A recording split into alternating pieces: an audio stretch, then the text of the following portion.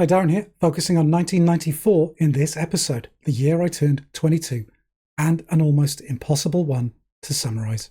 By some distance, the most records I've ever shortlisted for one of these videos, so a few corners will need to be cut to get through this. My first ever video series on the channel, 90s Overlooked Underheard, should have taught me. Of the 50 albums I covered, 10 of them came out in 1994. If you're going to check out that 90s series, be aware my editing wasn't up to much at the time, although apparently that's now a thing in YouTube circles. Who'd have thunk it? Anyway, rather than repeat myself here, I'd point you towards some of those videos to highlight records I was considering for my 94 pick this time round. Codine's The White Birch for one, their slow motion swan song.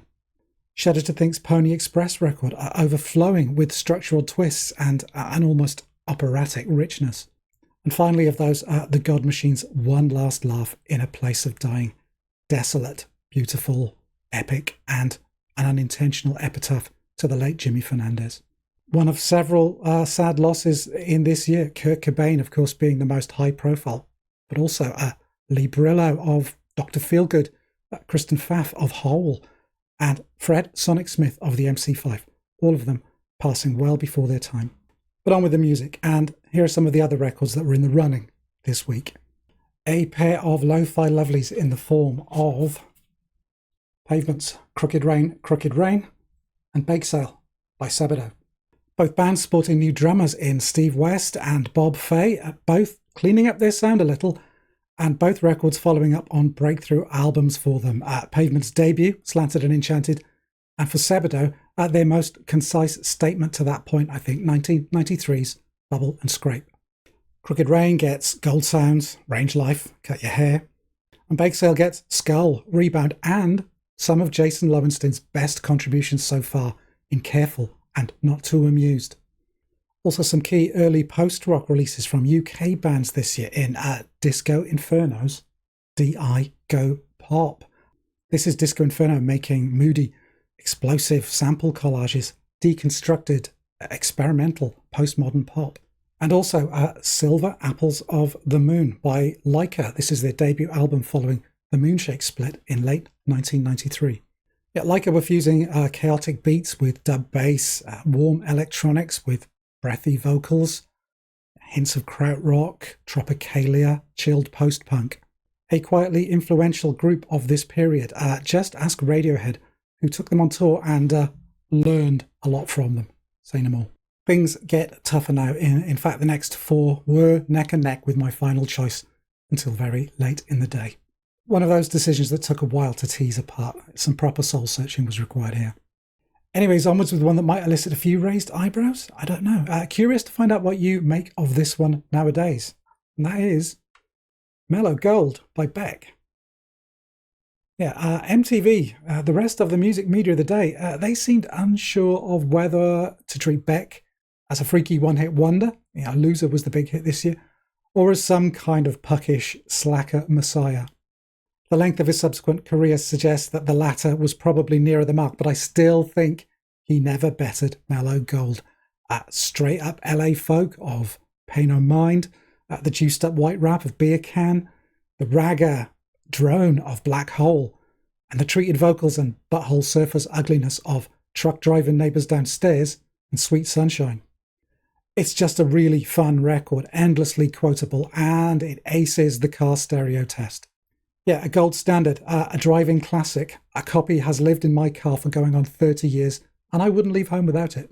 From the arguably ridiculous to the bordering on sublime, I've got Let Love In by Nick Cave and the Bad Seeds. The apex of the band's evolution through the 80s and early 90s, commercially and critically speaking at least. It feels to me like the last of the Berlin-era Seeds albums. I know the lineup changes didn't happen overnight. The departures of Blixa Bargeld, of Mick Harvey, and the arrival of Warren Ellis, and that there were still albums as inflamed, as incandescent as this one yet to come. I'm thinking Abattoir Blues, Dig Lazarus Dig. But they felt like a different Seeds to this, and Cave's writing was operating in a subtly different way, I think. Which isn't to set any of those albums against one another. Taken as a snapshot of this Bad Seeds, this Nick Cave, at this point in time, It's a majestic record. Do You Love Me, Red Right Hand, Jangling Jack at the title track, and of course Lover Man. Yeah, in a crowded field, this is one of Nick Cave's very best albums. Whittling away further, next, I've got Yank Crime by Drive Like Jehu.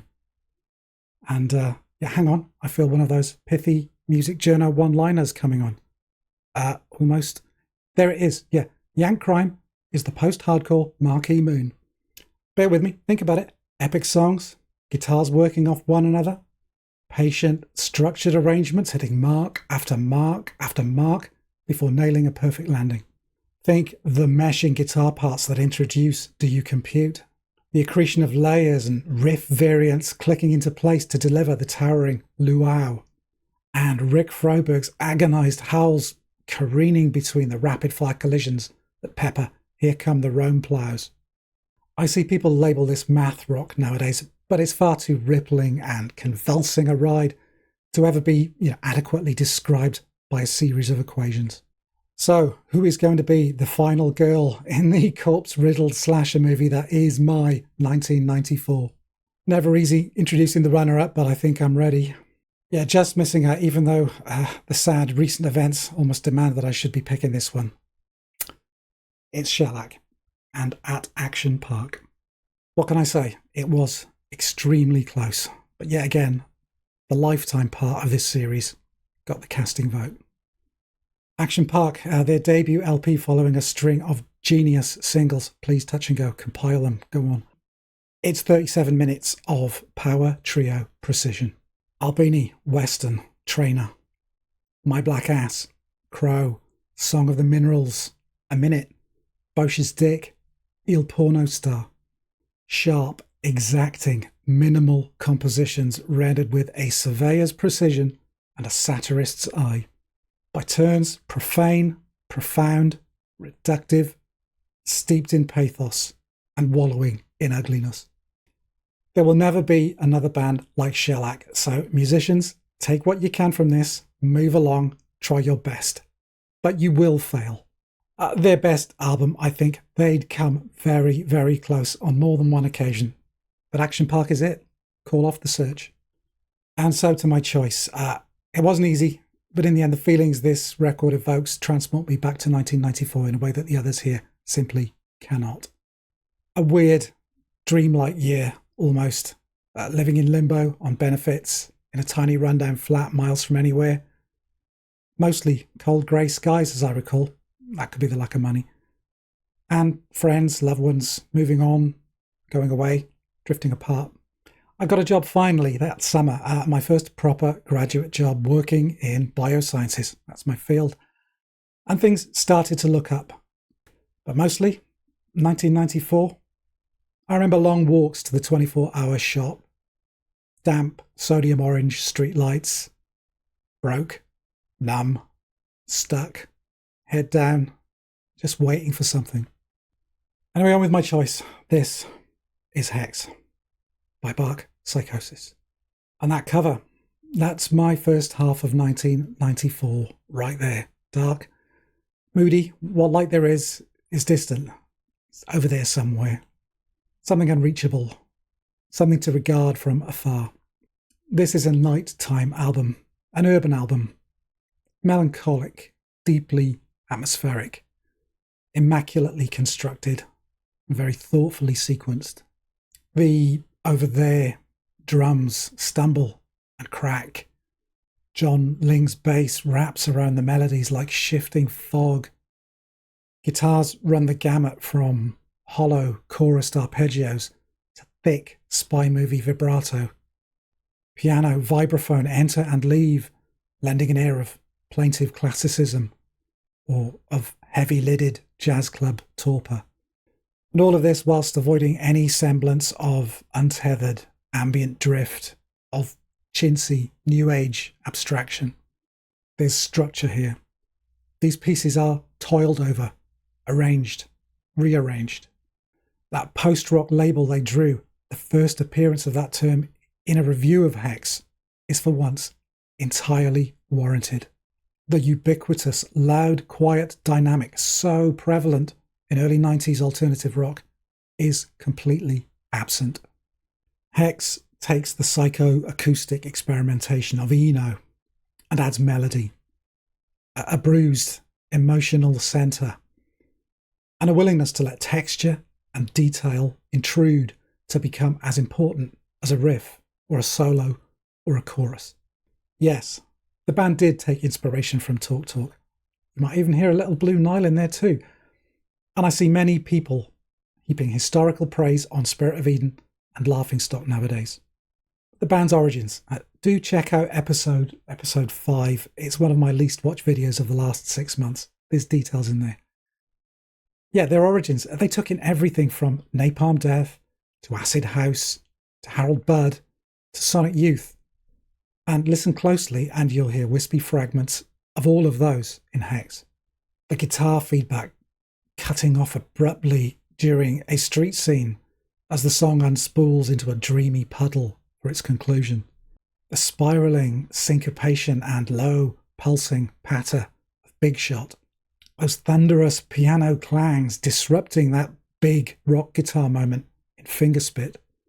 And the arrival of Del Crabtree's trumpet midway through Eyes and Smiles, pushing the song into a heated, unsteady blur.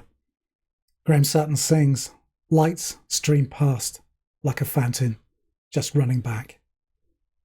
This heartbreak, this crushed exhaustion, this burning hurt in here, but rendered with such impressionistic economy as to open it up for entirely solitary interpretation. Yeah, like I said, a nighttime album, lying awake, feeling lost, adrift, and needing a soundtrack to accompany whatever it is that's keeping you from sleep. And the closing track, Pendulum Man, brings the album to a suitably subdued close. A tick-tocking ambient sprawl, nudging gently washed out melodies into lapping rounds that interfere like waves at a lake's edge. 10 minutes of blissful hypnagogia, modulating, shimmering colour fields in your mind's eye. Yeah, it's a quite stunning piece of music. And this album, it's been a constant companion to me for 30 years now. But as abstract as the moods, the colours, the tones it deploys to weave its magic, it always feels like 1994 to me. And as difficult as that year was, if I can remember it like this, then that's okay. 1994 and Hex. Yeah, sometimes records just so perfectly align with a time and a place in your memory that even objectively better records maybe just can't eclipse them. And that's what I feel about this one. But things were close. And that's why I tried to kind of devote maybe a little more time to those records that I was really considering for this final choice for 1994. But enough of my yakking. Let me know down below in the comments section what your album would be for 1994. And also maybe what you think of Hex. There you go. A big year. A toughie to crack. Thanks for sticking with me through this one. And as ever, if you've got this far, why wouldn't you want to give it a thumb up? Of course you want to. And also, if you haven't yet subscribed, why not do that too? Although, of course, you already have. Anyway, that's enough from me. And I hope to see you again very soon. Please take care and bye for now.